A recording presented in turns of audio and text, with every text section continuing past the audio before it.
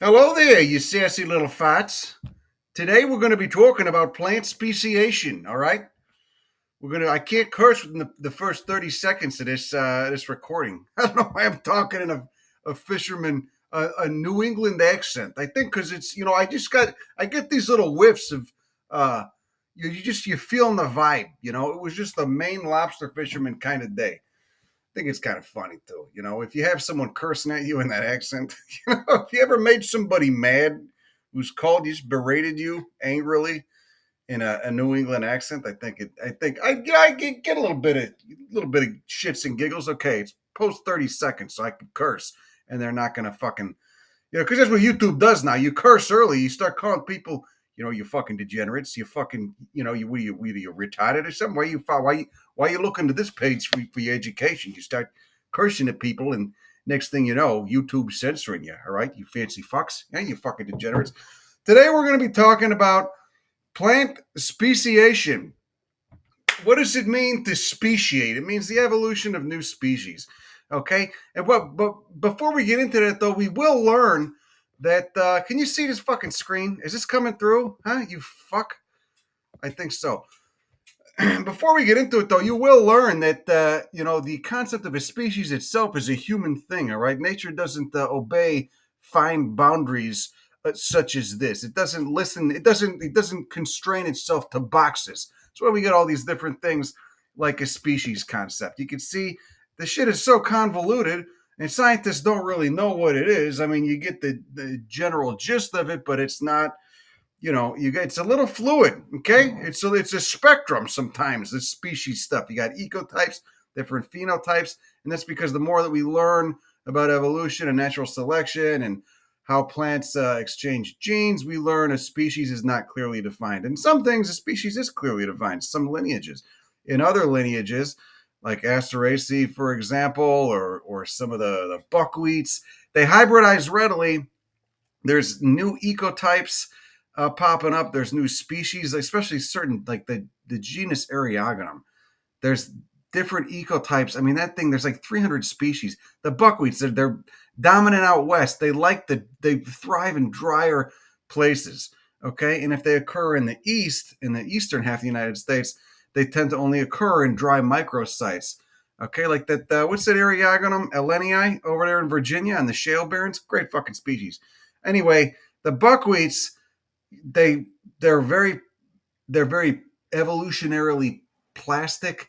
You get new different ecotypes and phenotypes popping up all over the place that can turn into different species, etc. So anyway, the species concept you can see here, as we've got right here, fucking degenerates. The biological species concept defines a species as a group of organisms that can interbreed and produce healthy offspring, etc. But of course, different species hybridize all the time. Different species in the same genus, even sometimes, species in different genera will. Okay, like happens with Ferocactus and Leuchtenbergia. The Leuchtenbergia is most closely related to Ferocactus. Who would have thought? It's just got those elongated tubercles. They can bang. They can interbang, and they form a hybrid. Wild stuff. Okay, Caranthophragmantia, a hybrid between Caranthonedron, which grows in the Oaxacan cloud forest at 9,000 feet, and Formatodendron, which occurs in California. Wonderful chaparral plant. They can interbreed. They can interbang, as you would say if you have a sophomoric humor like me. Okay, and they could form intergeneric hybrids. Okay, wild stuff. So you got to be fluid. You got to remember at the end of the day, these boxes that we draw around lineages, especially at the species level, are fluid. Okay, so you got all these different species concept. Morphological species concept defines a species by its distinctive physical features. Well, that doesn't really work great sometimes because there's cryptic species. You'll get a plant species that when it's the DNA is looked at, it's found, wow, this is something entirely new that can't breed, okay, with this other thing that it looks a lot alike, okay, because maybe this is polyploid, it's got more chromosomes than this one, but they look a lot alike, etc. Phylogenetic species concepts defines a species by its evolutionary relationships with other species. Ecological species. The point is, we're not going to get into all these. It's a whole fucking separate podcast, but you could clearly see there's a number of different species concept, and I think you should read about that in your free time. You know, what are you doing? What else are you going to be doing? You're going to have pictures of food and butts, comparing yourself to others on social media. Okay, anyway, so we got that species concept out of the way. You got to get loose. You got to get a little fluid with it. What is speciation? It's the evolution of new species, okay? And what's at the heart of speciation? Isolation, all right? Great graphic right here. Okay, original population gets split up by a physical barrier like a mountain range or an underwater volcano that splits off the lakes. What are the lakes in Africa? Great example of what are all the fucking fish species over there? I forget. This is like elementary evolutionary biology, and I forget the name of the. Anyway, cichlids. I think they're cichlids. All right. It was a lake. Used to be. Was it Lake Victoria? It used to be a larger lake. Got split up into smaller lakes. Each what was formerly a larger population got split up into multiple different populations. You get different species evolving then. It's a restriction of gene flow. Okay? It's isolation, genetic isolation it can be restriction in gene flow, restriction or in allele flow, which is a copy of a gene. Isolation can be physical or it can be, genetic. All right, like phenology, like this species of Crataegus, or it was a large population of Crataegus. The what is it? Hawthorns, right? One flowers. Suddenly something happens. One starts flowering later in the year. Okay, the ancestral population flowers in the spring. These new individuals that evolve different mutations, different phenotypes, they start flowering in the fall. Okay, they're restricted. All right, temporally they're restricted from exchanging genes.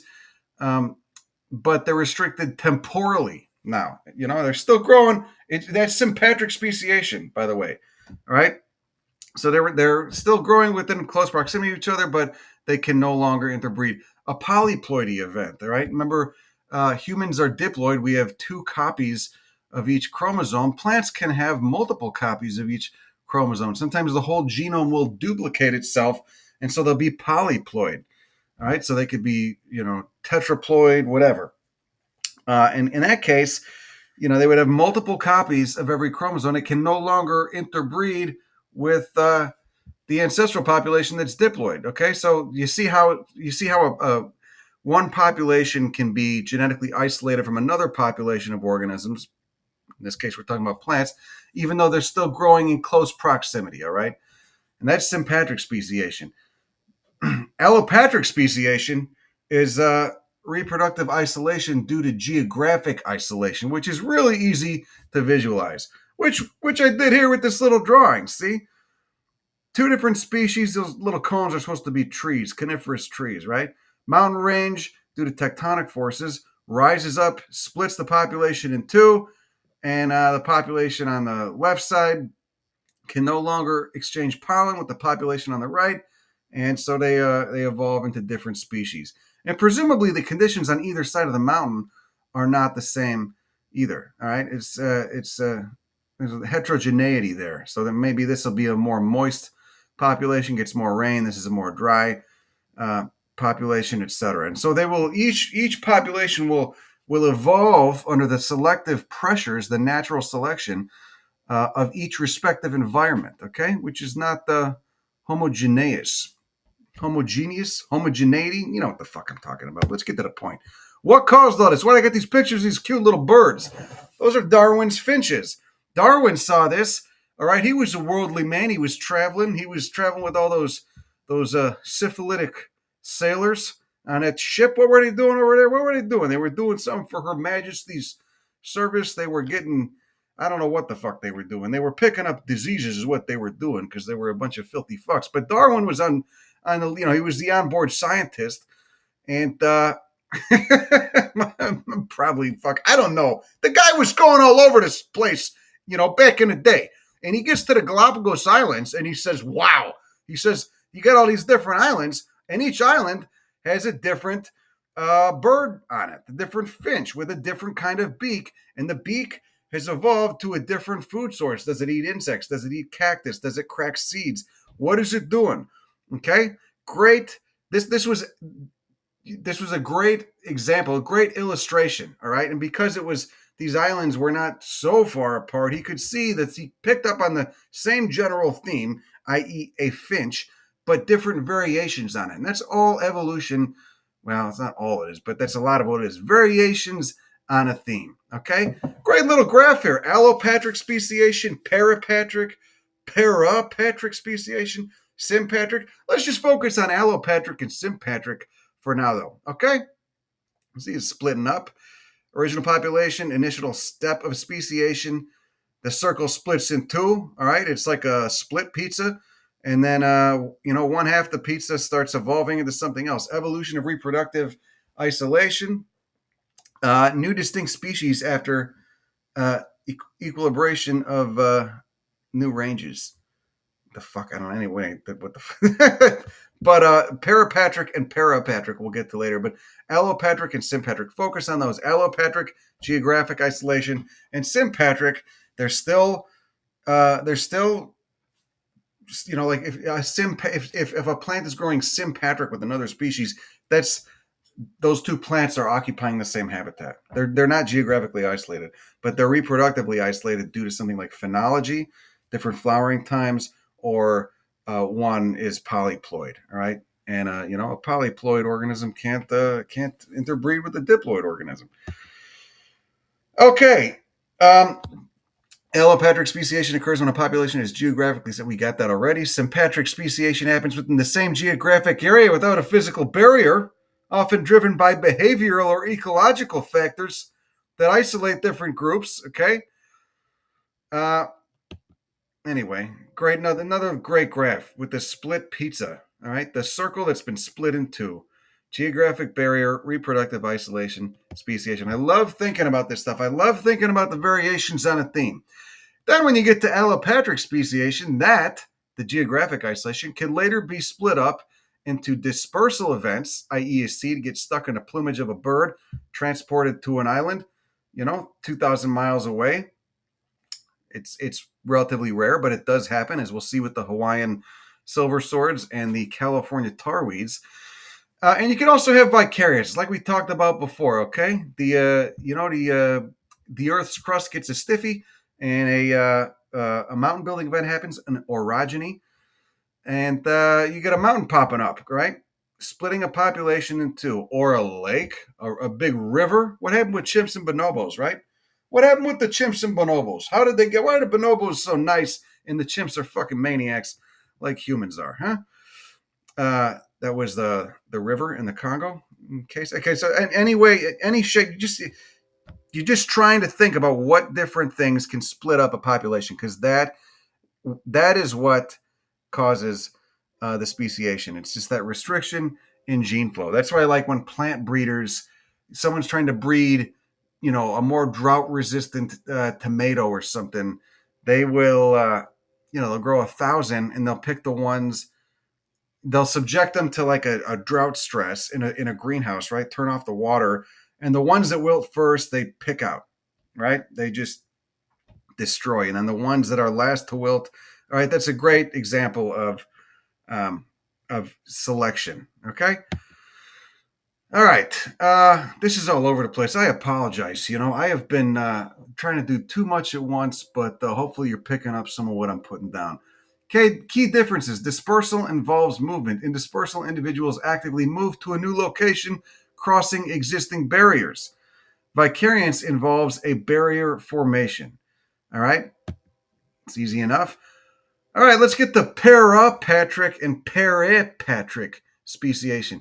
Parapatric speciation is a type of allopatric speciation. These are both types of allopatric speciation, where species develop different characteristics and lifestyles despite being located next to each other. Okay, this can occur when a habitat changes dramatically. This is not in proximity to each other. This is like we'll see with the Vernonias. Okay, eastern half of North America gets more rain. It's more mesic, less stressful.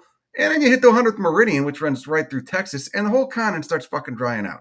And you can see that in the plant life. And you can see it in the genus Vernonia, among many other genera, because plants like Vernonia larcinii. They've got the same flower structure as Vernonia, the ironweeds, well-known plant in the East. But the leaves are narrower and so hairy they're almost fucking white. Okay, so that would be a form of parapatric speciation. Peripatric speciation would be something like island speciation, a type of allopatric speciation where one of the new populations is much smaller than the original population. All right, and this can lead to different allele frequencies and phenotypes in the new population. Okay, so it's geographic isolation, but the new population is much smaller than the original. This is like what you would see in island speciation. All right, like we're seeing here with the silver swords on top of the volcanoes. Look at the beautiful view of the parking lot. So all the Americans and the tourists can get their fat asses up. No offense, I'm sorry. I'm really fucking out. I'm out of this today. So they can get up to the top of the volcano, right? You drive up to the parking lot, you look around, get back in the car, and you just drive back. You don't really do anything, right? Most people, especially if you're in Texas, you don't go on a long. You just kind of waltz around the parking lot because people, Americans don't like walking. They hate walking. All right, it's not their fault. It's the infrastructure they were given. It's not their choice. It's just what they were given. Americans don't walk. Anyway, I digress. This thing right here that you're looking at, the silver sword, you can see looks otherworldly. Okay. They're monocarpic like agave, so they flower once and then they die, and it takes them about 20 or 30 years to flower, roughly. I think that's about right. I've never actually seen one in person. I have not been to Hawaii, but hopefully at some point they'll go. It's Hawaii is largely wrecked ecology. It's kind of sad. There's still some wonderful stuff there, but a lot of it. Plus, it's got all these corny ideas about tropical paradise that make me want to vomit. So. And it's expensive. So anyway, but I'm going to make it there one point. So on top of these volcanoes, you got this plant, the Hawaiian silverswords. Look at those beautiful blue leaves, narrow, almost looks like a yucca, covered in hair. And what is the closest relative of the tarweed or the silverswords? Excuse me. Right, the closest. That's something I think about all the time. I become interested in a plant. What's the most closest relative of it? So something like peyote, I'll type in Lophophora and then the words phylogeny after it, and I'll be given a phylogenetic tree, an evolutionary tree, a cladogram, and it will show what Lophophora, according to DNA sequencing, which doesn't lie, is most closely related to. In that case, it's this genus called Boraginaceae, another genus of cacti. Wild, you'd never think so. They don't look much alike at all.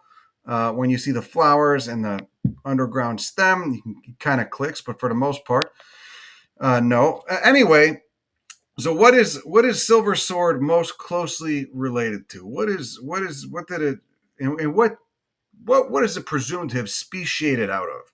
Right? Because it didn't. The Hawaiian Islands are only 6 million years old, roughly 6 or 7. Right? They weren't there 6 or 7 million years ago. They're a result of hotspot volcanism. All right, an underwater volcano started puking out lava, created these islands. So everything that arrived on Hawaii got there in the last 6 or 7 million years, because there was no island there before. It might be a little bit older, I'm not sure, but they're still being created, obviously, as you can learn from those disastrous basalt flows that level neighborhoods on some of the islands. Anyway, before the advent of DNA sequencing, it was hypothesized just from looking at the flower structure, because remember, flowers are what we use to identify plants. They are what give away what a plant might be most closely related to.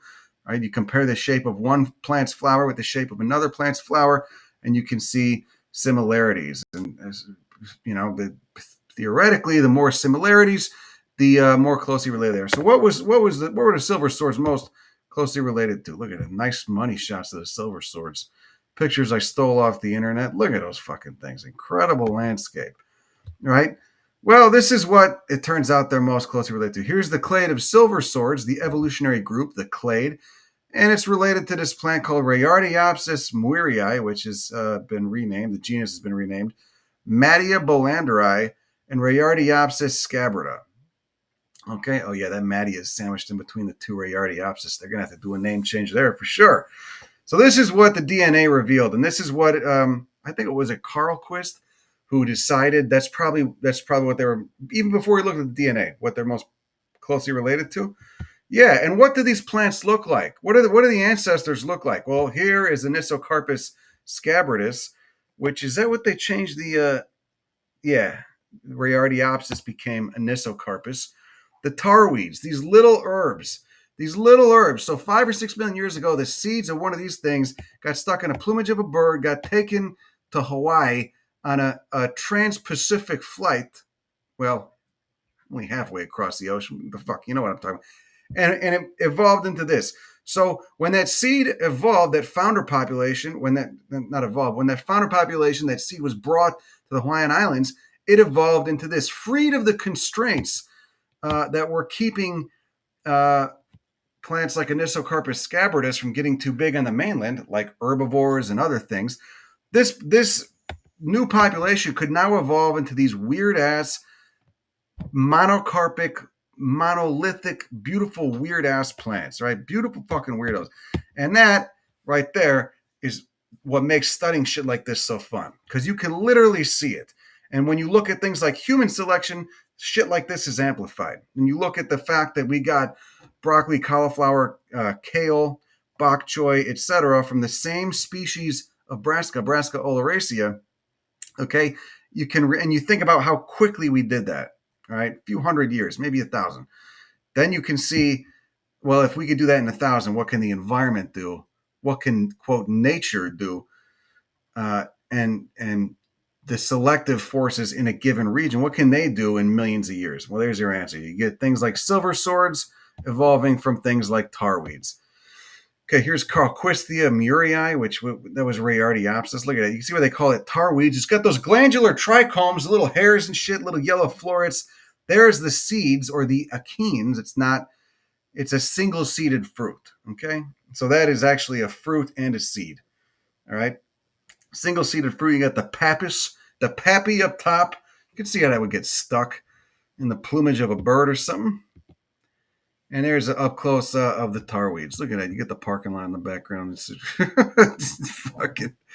Oh, God. America. Okay. The Canary Islands are another hotspot of island speciation and endemism. So you get a lot of speciation on islands. Islands are great ways for new things to evolve. They're great examples of isolation. All right. Islands are isolated. They're surrounded by a moat of the open ocean that seals them off from the mainland. Okay, so you get shit like this. Some of these weird euphorbias. What is this? Are these some of those dracaenas? You get dracaenas over there, etc. So great case. Here's another great case of island speciation. Echium is a genus native to much of Europe in the family Boraginaceae. All right, there's one or two that are invasive in the Chicago region, for instance. European, a lot of the invasive plants in the Chicago region come from Europe, right? Similar latitude, similar climate, also gets cold winters.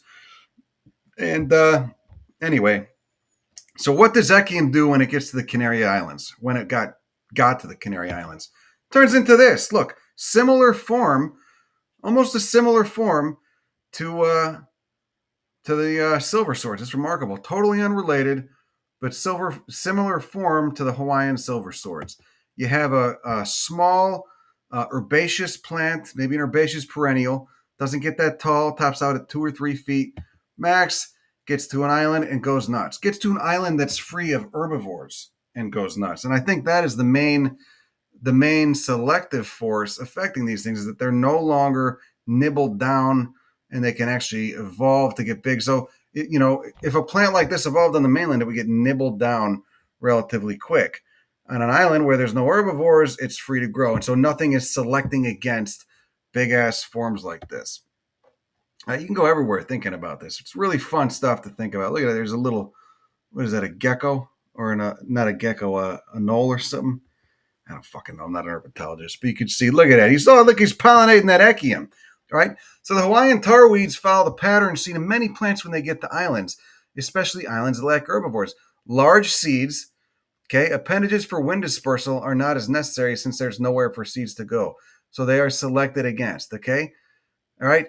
Any seed that has wind dispersal mechanisms on it if you're growing on an island, it's just going to go out to sea. It's just going to be cast off to sea, and it's never going to germinate. It's never going to get a chance to reproduce and produce more seeds. Whereas the seeds, if you have phenotypes, okay, same species, different phenotypes that are producing large seeds, those large seeds are not going to go very far, and they're also going to have more endosperm, right? Like the little lunchbox that a seed gets sent off with to feed the seedling. All right. Reduced defenses, less need for strong defenses against herbivores due to lower herbivore pressure on islands. You don't need a lot of defenses. Many plants will, if they have spiny relatives in the mainland, they will lose the spines eventually on an island because there's nothing selecting for it. It's not, the plant doesn't know I don't need to do this anymore. There's just nothing selecting for it. All right. Whereas, but now there's something selecting against. If you're producing spines, that takes energy. That's less energy you can put into producing leaves, etc. And so, the plants that can put the phenotypes that pop up, and we'll get into phenotypic variation a little bit a few slides down. The phenotypes that produce these phenotypes are new phenotypes are always being created, right? But there's maybe nothing is selecting for them.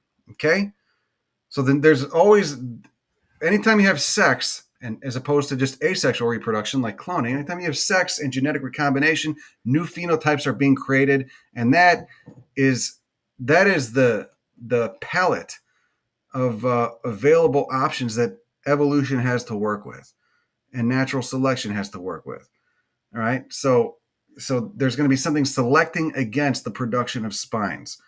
All right, the ones that don't produce spines but can grow faster and get more robust because they're taking the energy. The plants that took the energy to put instead of putting it into spines, they're putting it into producing more leaves or growing faster. They're going to thrive more. Eventually, they will be selected for. If there are no herbivores to select for the plants that produce spines, there's herbivores on the island. Some sailors, some syphilitic sailors, drop off a few hundred goats, figuring they can come back, in a year or two and harvest the goats. Those goats are going to nibble everything down. Anything that doesn't have spines is going to be, culled, whereas the things that have spines won't. So you see how this is working? Pretty easy. It's the same thing humans are doing with human selection manually, just going and picking out, the plants that produce the best fruit, or that grow the most vigorously, or etc. It's all just selective forces. Self-compatibility, all right? Ability to self-fertilize. If you can fuck yourself and you don't need, you're able to produce seeds using just the flowers on yourself, okay, instead of needing to outcross. Some plants are obligate outcrossers. If you could do that, that's an adaptive benefit. That's going to be beneficial on a place like an island, right, where there maybe only a couple seeds made it, and there's not a lot of genetic diversity. Unspecialized flowers, less complex flowers with reduced need to attract specific pollinators. What pollinates the silverswords? Maybe some kind of bird, I would assume. I don't know. I've never actually thought about that. A lot of birds on Hawaii. The silversword flowers are pretty showy, but so there's every case is different. Woody growth forms, higher proportion of woody plants compared to the mainland. Again, less herbivores chewing on things, knocking stuff down. Also, I think on islands, they generally have a milder climate because they're surrounded entirely by water, which has a moderating effect on climate and also produces fog. Uh, Islands are generally milder and easier to grow in than mainland environments, especially if you're in a desert. I want to see some wild shit on islands. Go to Socotra off the coast of Yemen. Here's a great case. Eriogonum, genus of buckwheats, 300 species. Most don't get that big. Here's Eriogonum giganteum from the Channel Islands off the coast of California. It turns into a large shrub, sometimes a small tree even. I fucking love that species. I miss it. That's a great fucking plant. There's where the Channel Islands are. There's Long Beach and all the traffic-clogged, polluted streets of the LA region. Great video right here on the Channel Islands by PBS Eons. Tried to get a gig with them, doing a speaker series. I'm just kidding. But wouldn't that be funny though if they had me? If they gave me a spot, just let me do an episode. Just running my mouth, They throw a couple lewd jokes in there, whatever.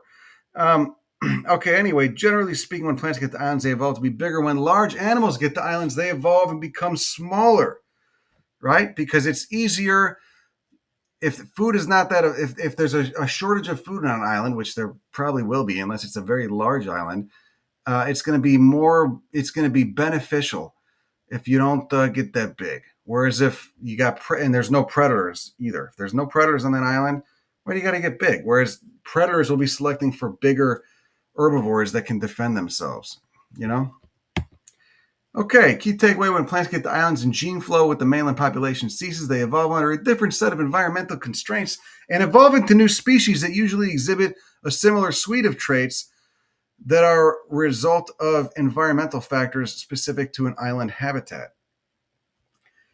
Similar suite of traits, meaning among all the plants that you might see on an island.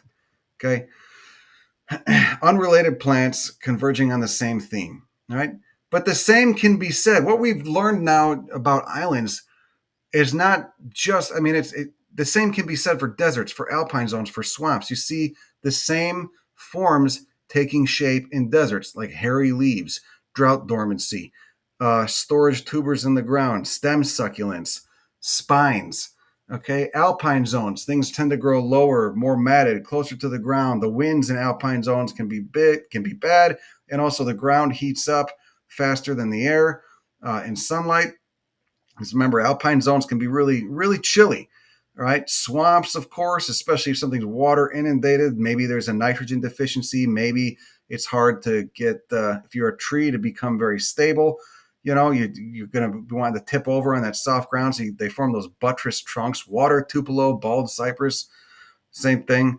Nutrient leached ancient soils such as quartzite, like you might see in South Africa or in Western Australia, etc., or in Brazil. All right, that leached sandstone, that metamorphosed sandstone that's been leached of many nutrients, can be very tough to grow in. And so you see convergent forms among plants that grow in such places, such as ericoid leaves that named after the Ericaceae family or the genus Erica, that are, lack a petiole, are very short, kind of waxy, sclerophilous, feels like plastic, etc. Toxic soil types such as serpentine, that's another type of habitat. You see the similar themes evolving among unrelated plants in different habitats. It's because the habitats are selecting for a similar suite of traits. Okay? Great little diagram I did here about vicariance. What is vicariance? The geographical separation of a population. I just wanted to draw one of their little things here. So look, we got this population of plants. I want to draw a little diagram. We got a population of plants. So let's say we got rain coming from the east, from the right-hand side of the screen. Why is this important? Because when this mountain range, when the lithosphere gets a stiffy and the mountain range pops up, it's going to create a rain shadow on the left side, the west side. Let's say this is like the Sierra Madre Oriental, right, of Mexico. And the plants on the west side, it's going to get drier. The region on the west side of the mountain is going to be drier. The region on the right side is going to be wetter. Okay, same thing you see with the Atlantic forest in Brazil. Ooh, wonderful. I love the Atlantic forest. Shout out to Rodrigo down there. All right. Guardian of the Atlantic forest near Novo Friburgo. Great man. Okay. And then you go inland, you go to, start going towards Minas Gerais and stuff, okay, or the fucking central Mexican plateau on the other side of Sierra Madre, and it gets a lot drier. You start seeing a lot of cactus diversity. You go to fucking Veracruz on the east side of those mountains, it's like a rainforest, beautiful big fucking oaks, tree ferns, all the wonderful shit. Okay, El Cielo Biosphere Reserve, fucking epiphytic orchids, wonderful habitat. Okay, it used to be kind of scary to go down there. I went there once when my daughter was in her mom's womb, and I think we saw a cartel quinceañera leaving. We saw a bunch of very expensive trucks, and they were having like a cartel member's daughter's quinceañera or something. I don't fucking know, but they were having some sort of event in El Cielo Biosphere Reserve. Good for them. Okay, those are wet areas. Okay, El Cielo, Veracruz. You go to the west side of Sierra Madre, it's very dry, a lot of cactus diversity. You start seeing shit like this: spiny plants, lots of hairs on leaves, this bottle-shaped tree, right? Storage stem succulents and storage mechanisms, right? To store extra juice, extra carbs.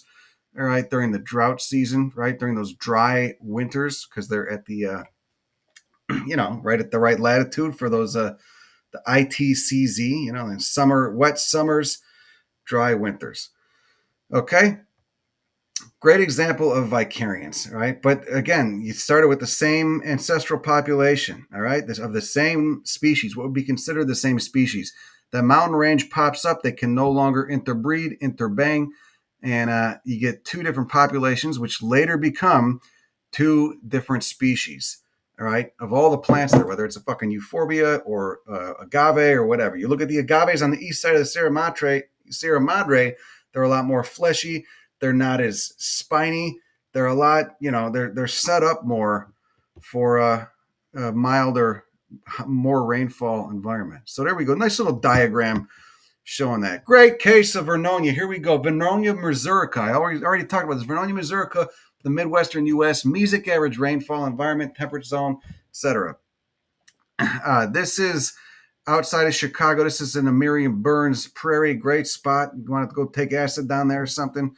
That'd be a great spot to go take acid, on like a nice August or September day, or just whatever. I don't know why I always bring it to acid. I'm just saying you could do mushrooms, any kind of psychedelic.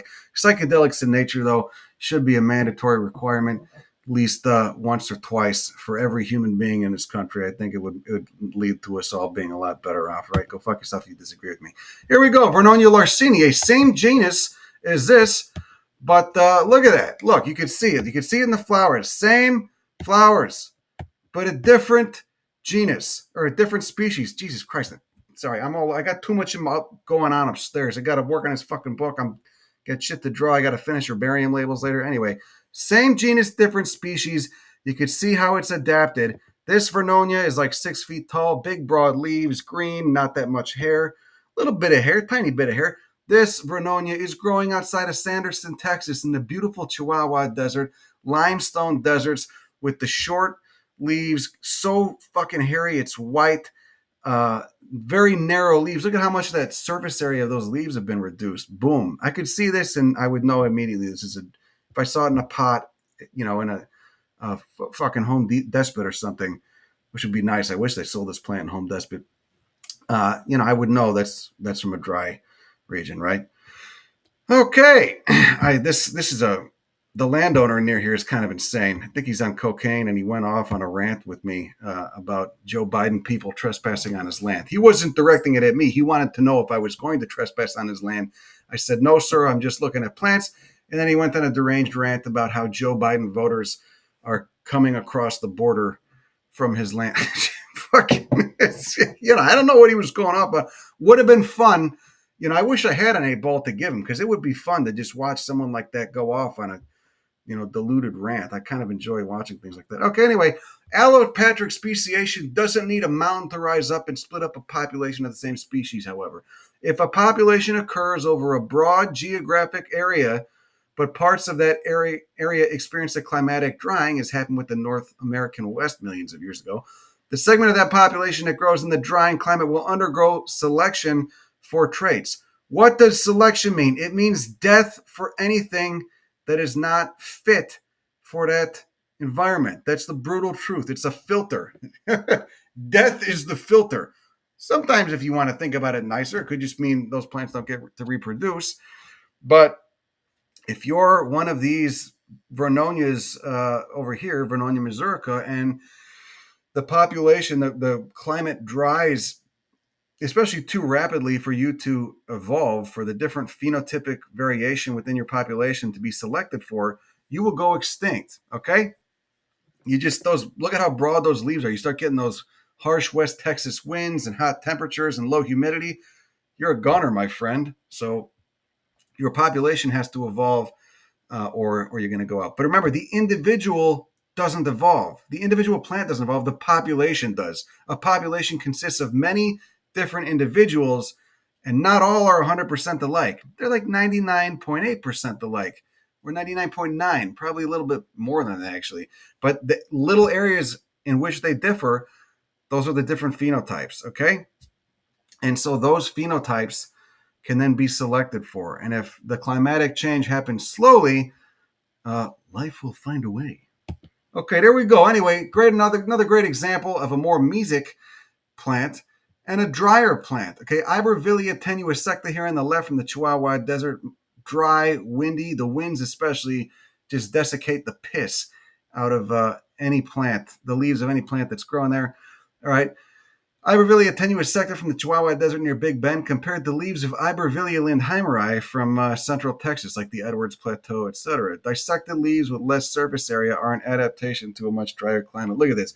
How recently were these two members of the same population, right? If you could visualize it like a fork on a branch on a cladogram or a phylogenetic tree, how far back would you have to go till those two branches converged back at the same fork, you know?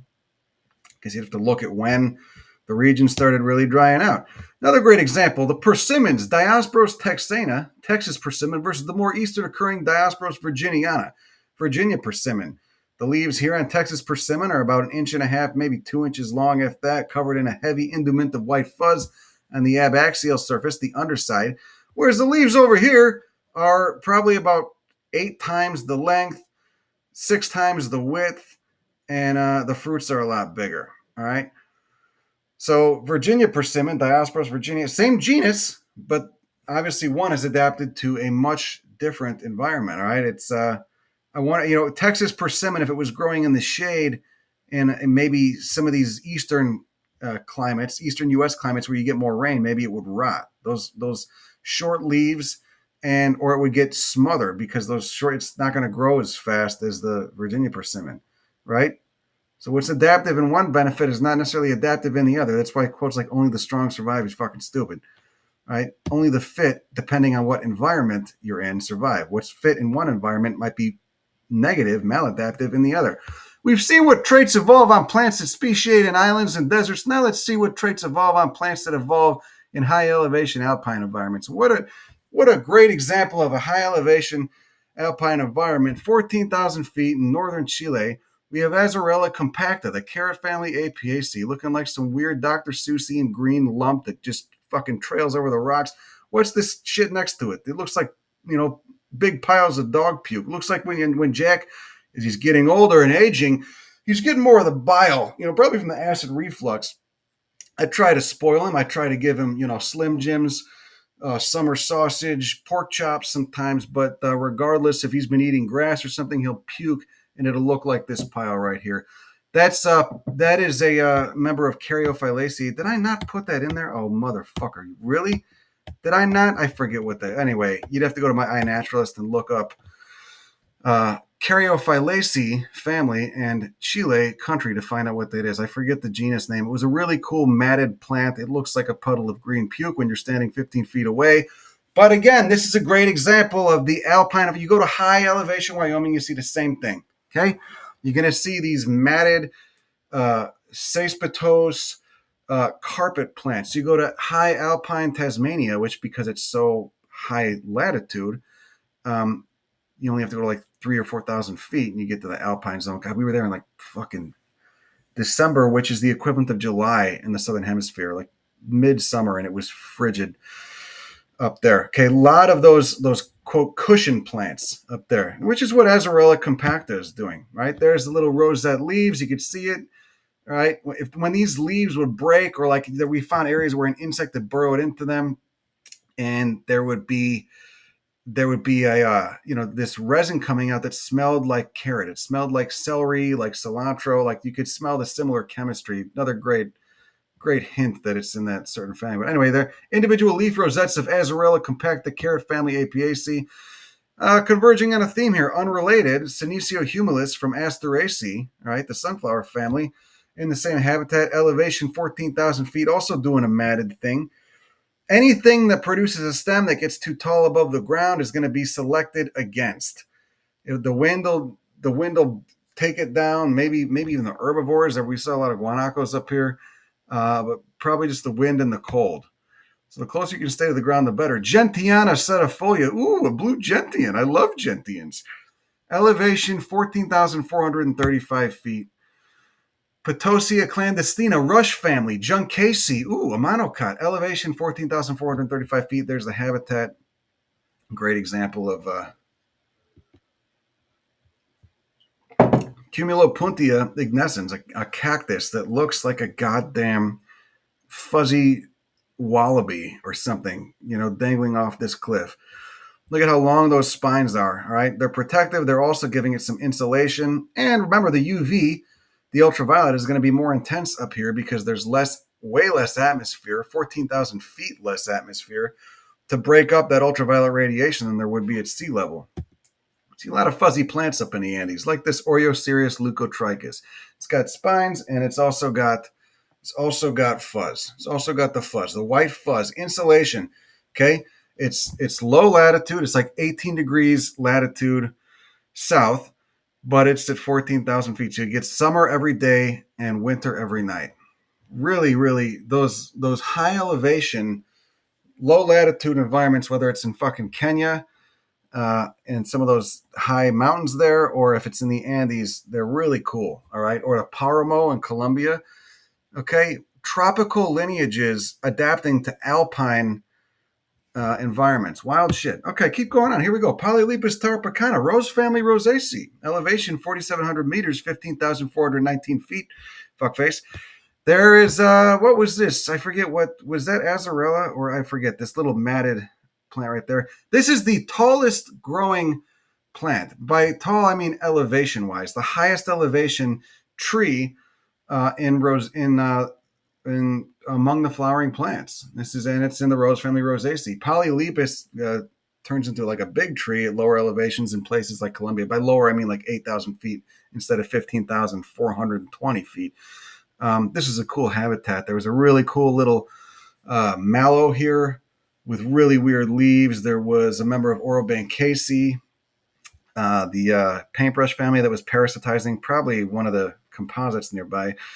Some cool grasses. I can't wait to go back to fucking Chile. Look at the bark on it. Polylepis, insulated, papery. Looks like insulation. Looks like red insulation. Papery bark protecting against those frigid nighttime temperatures and the winds. There's the hair all over the waxy leaves. Okay, ecotypes. So we have phenotypes, we have ecotypes, right? We've already kind of talked about what phenotypes are. Okay, you get phenotypic variation as a result of genetic recombination, aka banging. You don't look exactly like either one of your parents. You've got a mixture of different traits you've inherited from each set of chromosomes. You get one set of chromosome from your dad, one set of chromosome from your mom. Haploid and haploid together makes a diploid, 2 copies of chromosomes, okay? Okay. So anyway, they mix up. You get dominant and recessive in there, of course. Dominant always overrides the recessive. For the recessive traits to be expressed, you have to have 2 recessive traits, etc. This is all just elementary Mendelian genetics. Okay. And remember, that's the raw material that evolution and natural selection have to work with. So what are ecotypes? Ecotypes are different populations of the same species, each having adapted to the specific environmental conditions in different environments. Okay. Such as climate, soil, light exposure, the list goes on. Fun shit to think about. Anything you can imagine that might select for different ecotypes, okay? And this is why some people in the native plant community really fixate on ecotypes. You take a plant like Acer rubrum, red maple, which grows in Florida and also way the fuck up there in Maine. What population would you want to draw from if you're living in a place like South Carolina, right? You're probably going to want the more, if you can only draw from the Florida population or the Maine population. Say there's a fucking nursery that's, there's no South Carolina stuff. You're going to want the stuff that's probably more southern, right? Especially with climate change, as the range of warmth is going to be moving north. You're going to want stuff that's better adapted to high humidity and high heat. Whereas stuff that is adapted to cold winters may not do so well in a place like South Carolina, right? So different ecotypes, all right? Best always go with what's native. You want the South Carolina ecotype, but if all you can get is, anyway, you get the point. All right, so here, case in point, Panicum virgatum, aka Indian grass.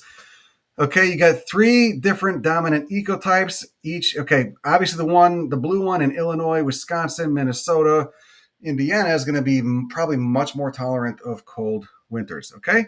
Where's the population out here? This little red band going from Oklahoma through Texas is going to be much more tolerant of drier and hotter temperatures because this is where the continent starts drying out and humidity levels start really dropping off along with rain. Whereas if you're getting a lot of humidity, etc., you're probably going to want to go with the stuff that's from the southeast. So there's a method to the madness. It's not just about native purity. It's about what makes sense, because the the evolutionary history of each one of these ecotypes has already been selected for according to the conditions in each region. Makes fucking sense. See? Okay. Great. Another great way to learn about ecotypes. This is from Jessica Gurevitch's plant ecology, or Jessica Gurevitch's book, Ecology of Plants, third edition. This is Achillea lanulosa, a species of yarrow. This is the same species. They can all interbreed. They can exchange pollen readily and produce fertile seeds. No big deal. Each one of these different populations. But if you grow seed from one of these populations in a greenhouse, it will stay true to form. The population from the high elevation Sierra Nevadas by Bighorn Lake will stay smaller in stature. And the one closer to sea level will get much taller where it grows in milder conditions, and only, let's say, 4,500 feet. Okay, wild stuff. When you see this, you've got this graph marked out with the topography corresponding to each different silhouette of this plant species. You can really see how ecotypes work. And it makes sense when you think about it too, right? Different conditions across the range of this species. Could this be the forerunner to, future speciation of each one of these ecotypes? Possibly, yeah. A lot of times ecotypes probably turn into species. God, I got to piss like hell. Can I take a break? I don't think you can pause this thing. You know what? I'm just gonna have to do this. Hold on. We'll turn you around. Okay. I'm gonna go take a leak.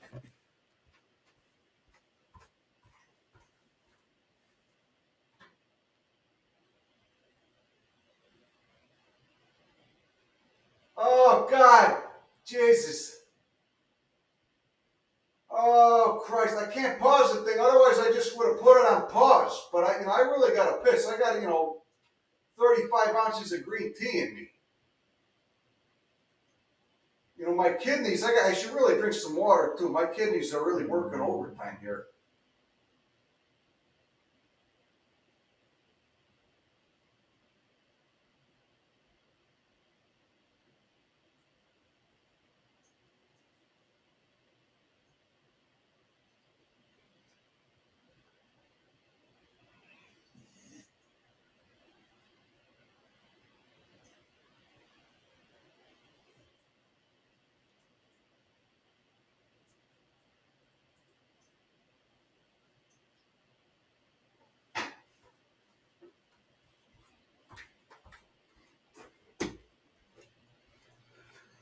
Woo! Holy hell. Hey, that feels so much better. Okay, there we go. Turn the fan on too. It's getting hot in here.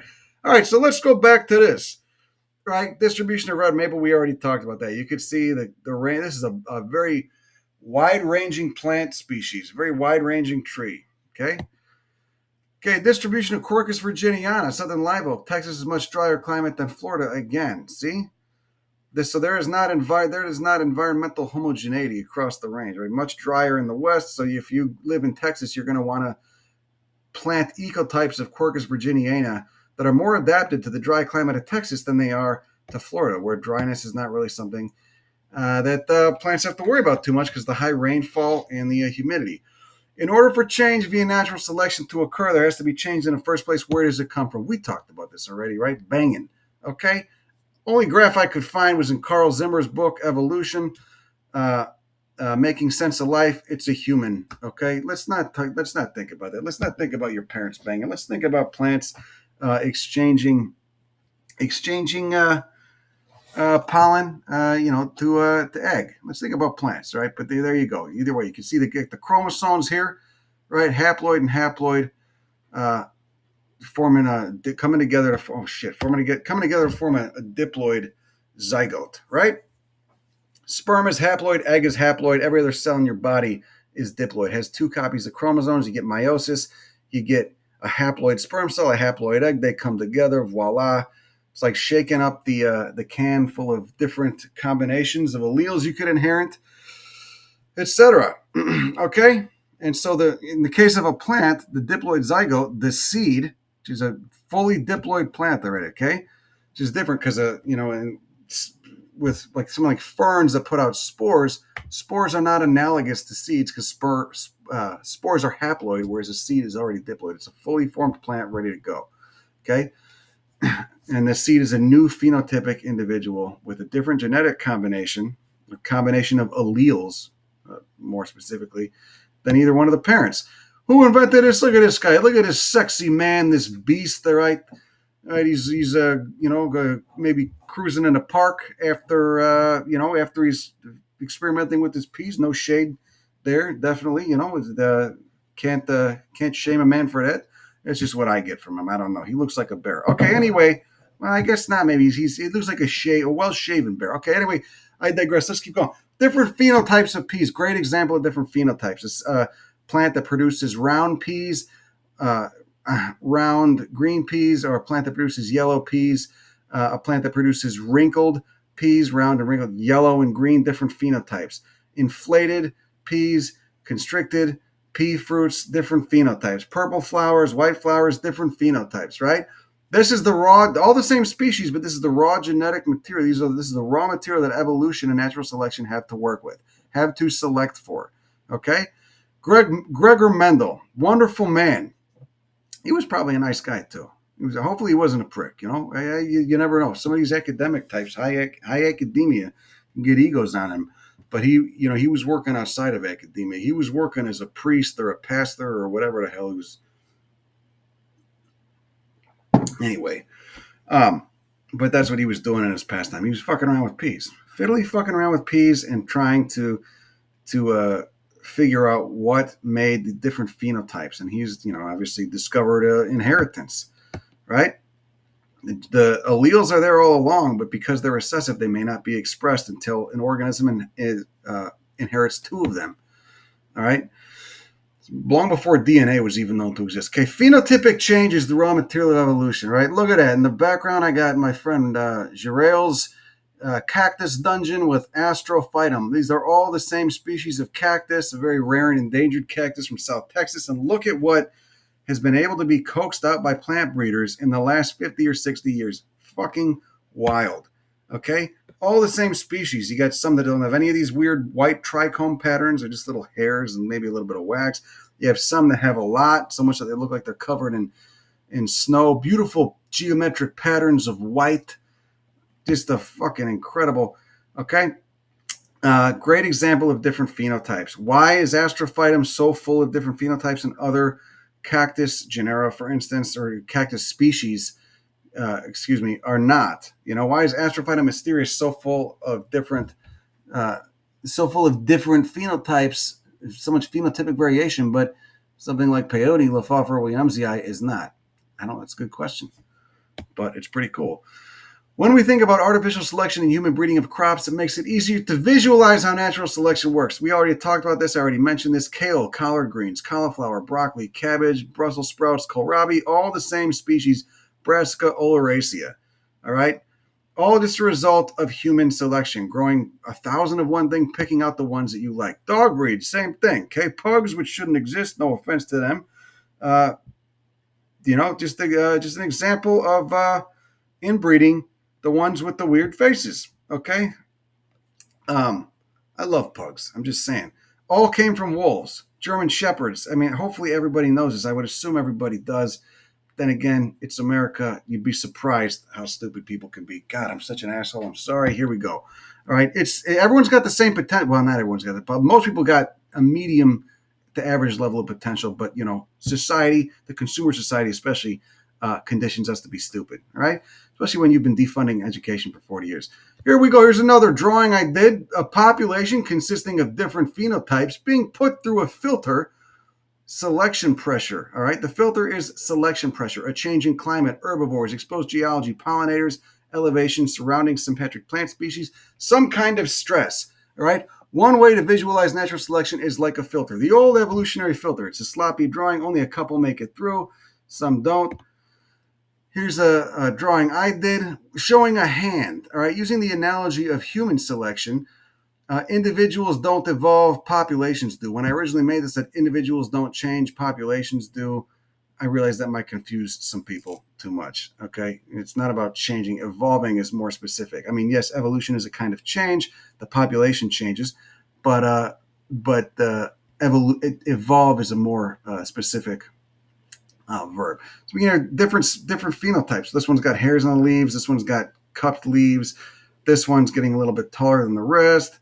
Different phenotypes. So instead of a human hand picking different phenotypes out of a batch of seedlings, the environment is doing the picking. In this case, the environment consists of the geology, different pollinators present, different herbivores or insects present, the presence of a certain pathogenic fungus or insect, the humidity, the elevation, and so on, right? There can be a broad spectrum of geologic outcroppings, which are the mineral basis of soil, right? Serpentine, great example. Gypsum, great example. They cause new plant species to evolve because they're so fucking hard for plants to grow on.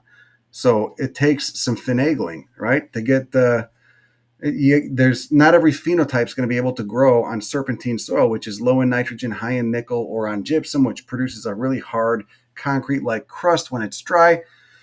Okay, zoom out, think of everything. Okay, in our last class about serpentine endemism, did I put that up? Maybe I did. I think I did. Okay, we saw how a novel kind of geology can directly cause new plant species to evolve. Nice little drawing here. Normal soil with a tree and relatively robust shrubs, and then serpentine soil, rocky, somewhat barren. A couple plants are growing there, but they're much smaller in stature. And here you can see these little arrows are indicating seeds blowing over onto the serpentine soil, with the little skull and crossbones indicating the seedlings that germinate and then die because they can't tolerate the high levels of nickel, the low levels of nitrogen, the open exposure, the barren environment, lack of plant cover, lack of shade or plant cover from other plants, because again, it's part of the issue with serpentine soil is it's so toxic, not a lot of stuff can grow there, which means it's going to get more solar insolation. The actual ground is going to get cooked more, and it's going to be more it's going to be more stressful to grow on. Okay, let me make sure this is still recording. It didn't fuck me yet. Okay, there we go. Boy, I'm really turned up today. I'm really sorry, guys. Okay, from Gurevitch, Ecology of Plants. I really suggest you download this book. I did put a link to the PDF download. It's on libgen.is. For the class I taught, there was a folder with these. I don't want to get, copyright violation. I just, Gurevitch is down. She's on the level, right? Her publisher, maybe not, though. Might come after me. Anyway, this is about, in the 1960s, A.D. Bradshaw and his students, Jane and Bradshaw, 1966, Bradshaw and his students began to study local adaptations of grasses to differences in soil conditions due to mine waste contamination in Great Britain, okay? Heart of the Industrial Revolution. Zinc and copper have been mined for centuries. They create tailing piles that are pretty fucking toxic. And in this study, this Mr. Bradshaw was able to, or was it a she? I don't fucking know. I'm sorry. They, them. Bradshaw was able to discover that this grass species, what genus was it? It was with an A, I forget. Oh, fuck.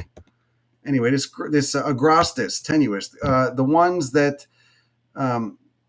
were growing on these mostly barren tailing piles had more tolerance for heavy metals than the population growing on non-tailing piles, on just regular soil. And he was able to test it.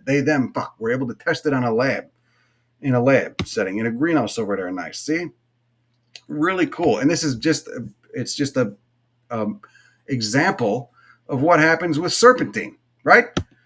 Or gypsum, or fucking laterites, or novaculite, or any of these weird soil types. That's it. That's great. I'm fucking done already because I got to go get a drink of water. But this mine tailing experiment really showed how edaphic endemism, being restricted and only growing on a certain soil type, evolves. Okay, the things that make you, if you're a plant, able to tolerate high heavy metal concentrations and low nitrogen concentrations, low macronutrients, etc. There's the cost is that you're not going to be able to compete with stuff that on normal soil. On the serpentine soil, you'll be able. On the heavy metal soil, you'll be able to grow. You're not going to thrive, but you'll be able to grow. And the stuff that doesn't have those, the ancestral populations of plants on quote normal soils, won't be able to. Okay. But then when you go to normal soil, so in other words, you don't need these serpentine endemic plants don't need serpentine soil but they can't they can handle serpentine, but they can't handle competition. They will get smothered, outcompeted for light, for root space, etc. on normal soil. They grow slower, they don't get as big. All right, they're more adapted for the harsh environment. Okay, so you get too plush, they start their health declines. Which happens to some of us too. You grow up in the school of hard knocks, and next thing you know, you're going out to live in a cul-de-sac in the suburbs. You gain a few pounds, come down with diabetes at age 45. You're not walking anymore. You've softened up, right? Versus you're not waiting for the bus on Western Avenue at 2 a.m. anymore. Having to fend off crackheads and urchins and stuff. Anyway, so that concludes our lesson on speciation. Fun shit to think about. Plant speciation, natural selection. How do things evolve? How does a plant like Ariocarpus know what a rock looks like? It doesn't. It's the result. You got to zoom out. The result of baby steps, phenotypic variation, and lots of fucking time, and probably gradual change too. Okay. Not like before Ariocarpus, the living rock cactus, was growing. Before that whole habitat was this barren limestone deserts with only a few sparse shrubs, etc. It was probably a little bit more mesic, maybe more of a grassland. And Ariocarpus may not have looked as, quote, harsh or as much like a rock as it does now. Probably had a thick cuticle, maybe some other adaptations that were initial stepping stones to eventually looking like a goddamn rock and being able to have this cryptic habit. But slowly over time, it got selected for. Okay, remember, phenotypic change is the raw material of natural selection, of the environment selecting for traits, just like a human hand does. Okay, and the individual doesn't evolve, the individual doesn't change, the populations do. Anyway, that's all I got. Have a great day. Go fuck yourself. Bye. I'll put some of the texts, the PDFs, in the comments the recommended reading. Okay, Evolution: Making Sense of Life by Carl Zimmer. It's got the one that's got a rabbit. It's got a little bunny on the cover. Okay, not the Angraecum orchid. All right, not Darwin's orchid. It's a PDF. I think you can download that on LibGen too. Raven's Biology of Plants goes into this as well. And Jessica Gurevitch, Ecology of Plants, 3rd edition. That's all I got. This shit is fascinating. It's what I live for. It's really fun. It gives you great, just philosophically, the perspective it gives you on your own life and the immense amounts of time involved in all the life around you is so fun and cool to think about. It's what makes studying biology and botany fun as shit, especially plants, because I think plants are a lot more interesting than animals. All right, that's really all I got. Have a great day. Go fuck yourself. Bye.